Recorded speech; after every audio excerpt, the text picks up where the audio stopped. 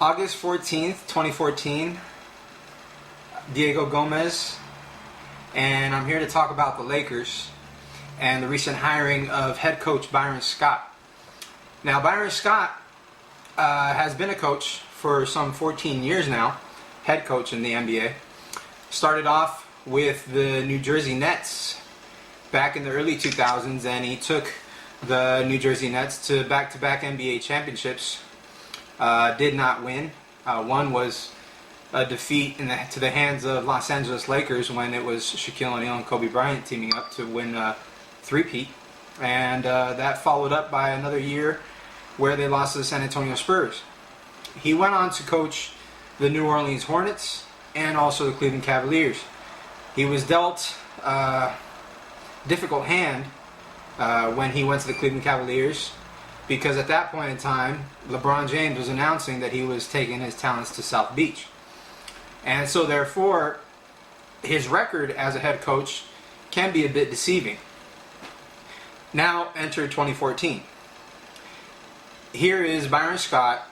He has all the experience. He's a Laker lifer, played in the 80s during the Showtime era with Magic Johnson, Jamal Wilkes, Michael Cooper, and of course James Worthy, Kareem Abdul-Jabbar.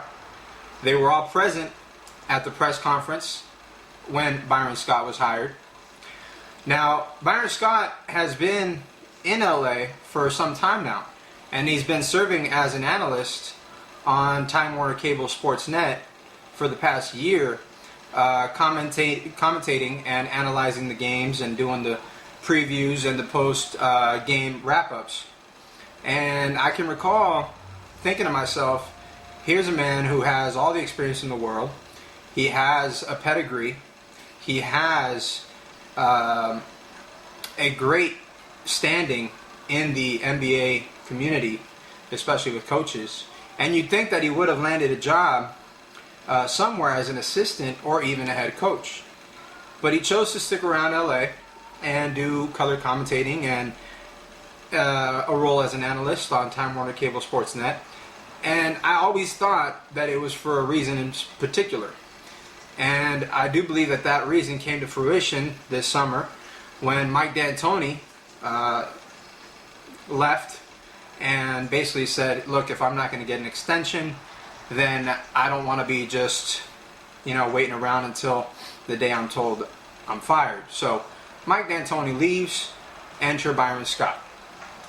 And now we have a new era that's being ushered in, new talent, lots of young new talent, and what some consider to be placeholders for the next big star, the next big golden generation of Laker years.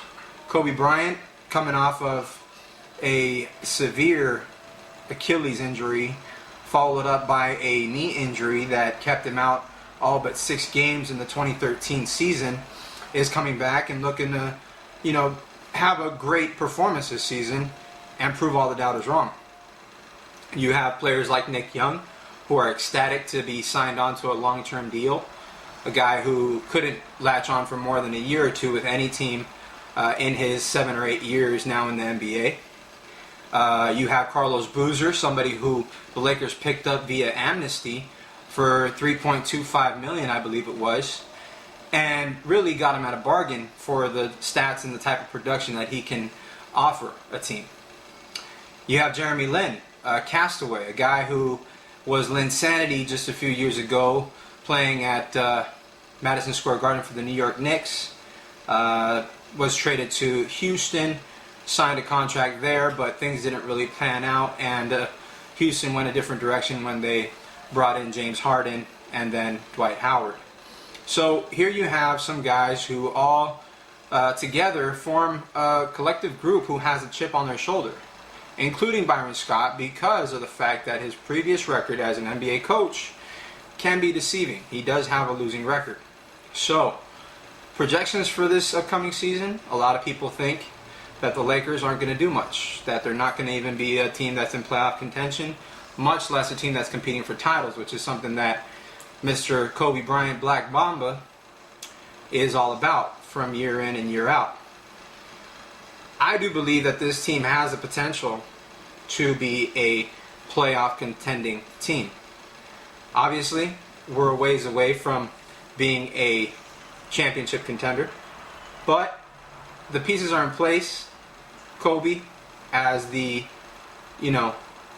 old soul and the veteran leader on this team, can teach the youngsters how to perform, how to train, how to prepare, and how to be NBA players who are dedicated to their craft. And in 2015 and 2016 off seasons, the Lakers are looking to cash in with a superstar NBA free agent. You have the likes of Kevin Durant, Russell Westbrook. Looks like Kevin Love is now officially off the market, even though he cannot sign a contract until next season, but Cleveland looks to be his destination at this time. However, the future can be looked at optimistically and see that the future is bright. The Lakers have been here before. Everybody thinks that the sky is falling and that, Lakerland is never going to be the same, and now it's the Clippers' turn to be the star of the town. But if you look back into the early and mid 2000s after Shaq left, they went through a period of 4 years where they struggled to make the playoffs. You look back to the 90s prior to Shaq and Kobe, when Magic Johnson retired due to his HIV problem. They spent another 4 years in the dweller in the Western Conference. This has all happened before. And what then happened was a three-peat and back-to-back titles. So there's no reason to believe that this cannot happen again. And I, for one, surely do believe that we will once again be NBA contenders and NBA champions in the near future. This is Diego Gomez with a status of the Lakers in 2014, entering the 2014-2015 NBA season. Thank you.